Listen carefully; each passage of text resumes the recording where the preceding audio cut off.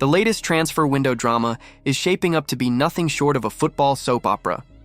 Neymar, once hailed as the natural heir to the throne of Messi and Ronaldo, now finds himself at the center of a storm that has nothing to do with his skills on the pitch and everything to do with his off-field lifestyle. According to journalist Rodolfo Gomes, the Brazilian star has lost his passion for the game. His endless string of injuries, fueled by late nights, whiskey, shisha, poker, and video games, have apparently drained him of the discipline required to keep performing at the top. It's a cruel comparison to Cristiano Ronaldo, who even at nearly 40 is still squeezing every ounce out of his body, prioritizing training and trophies over anything else. Neymar, by contrast, seems to have chosen the parties over the pitch, and that choice may have cost him his career. This isn't the first time hope of redemption has been dangled in front of him. His return to Santos was pitched as a fresh start, a chance to rebuild ahead of the World Cup, and maybe even reclaim his place among Europe's elite. But nothing materialized. Injuries piled up, the desire faded, and now critics question whether Neymar ever truly had the mindset to endure the grind of greatness. Still, the story doesn't end there. Neymar's camp has come out swinging, calling Gomes' claims libelous and threatening to sue. Yet Gomes isn't budging. He insists he has the evidence and is ready to defend his words in court. The risk for Neymar is huge. Fight this in the open and risk having his lifestyle exposed for the world to see, or quietly let it pass and accept the reputational sting. Either way, the whispers of his decline are growing louder, and for many, this feels like the final act of a superstar who let his talent slip through his fingers. While Neymar's story spirals into uncertainty, another saga is brewing in Turin. Juventus are reportedly ready to part ways with Dusan Vlahovic.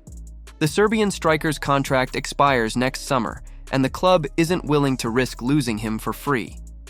This January could see him sold for a cut-price fee, sparking a Premier League battle between Chelsea and Manchester United. Chelsea's need is obvious. They're short on strikers and desperate for reinforcements. Vlahovic would at least give them depth and reliability. United, meanwhile, are still waiting for Benjamin Šeško to hit his stride, and Vlahovic could provide the goals they're missing in the meantime. For Juventus, the timing is perfect. The striker is in form, his stock is high, and selling now means funding a summer rebuild. It's a ruthless but logical move, and one that could ignite the winter window with another English bidding war. And then there's Marcus Rashford, whose career looked to be in tatters at Old Trafford, before a loan spell at Barcelona breathed new life into him. Under Hansi Flick, Rashford has flourished, rediscovering his confidence and proving he can still be a difference maker on the biggest stage. Barcelona have the option to buy him permanently for $30 million, a deal that looks like a steal for the Catalans. But here comes Paris Saint-Germain with an official $45 million offer, threatening to derail everything. For Manchester United, the decision seems obvious. Take the bigger payout. For Rashford, it's not so simple. He wants to stay at Barcelona, where he feels valued and reborn. But PSG offer the temptation of bigger wages, a star-studded squad, and the allure of Paris. This is one of those rare crossroads where passion and preference clash with cold financial logic. Will Rashford get the stability he craves in Barcelona, or will the money and prestige of PSG pull him away? Over at Anfield, Liverpool face their own nightmare. Ibrahima Konaté's contract runs out in 2026, and renewal talks have stalled for nearly a year. Enter Real Madrid. The Spanish giants love these situations. Just ask David Alaba or Antonio Rudiger. They're already circling, waiting for January to swoop in if nothing changes.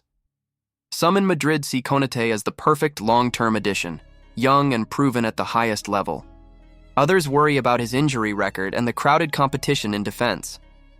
Still, with Alaba aging, Rudiger linked with Saudi Arabia, and Militão not invincible, Konaté looks like the perfect free agent coup in 2026. For Liverpool, the stakes couldn't be higher. If they can't convince him to extend, the Reds risk watching yet another world-class defender walk for nothing. And finally, Barcelona's transfer radar is locked on Sergio Guirassy, the Borussia Dortmund striker with a record that speaks for itself: 43 goals in his last 56 matches. With Robert Lewandowski's career in Catalonia nearing its end, Guirassy could be the man to lead their line into the next era. Hansi Flick is reportedly pushing hard for the move, but finances remain the stumbling block. The buyout clause is set between $60 and $75 million, a figure that feels like a mountain for a club still struggling under the weight of debt. Laporta, ever the showman, reportedly prefers a bigger name, someone who could ignite headlines and shirt sales as well as goals. For now, Guirassy waits, Dortmund watches, and Barca's decision hangs in the balance. This transfer season is shaping up like a chessboard where every move has massive consequences. Neymar's reputation, Rashford's future, Vlahovic's next destination, Konaté's loyalty, and Guirassy's breakout all hang in the air. For some, it's about money. For others, it's about legacy. But in the ruthless world of football, transfers, one truth always stands tall. Nothing is certain until the ink is dry. So what do you think? Is Neymar really finished with football? Should Rashford fight to stay at Barcelona? Or would PSG be the smarter move? And between Chelsea and United, who really needs Vlahovic more? Drop your thoughts in the comments. And don't forget to hit like and subscribe so you don't miss the next round of transfer drama.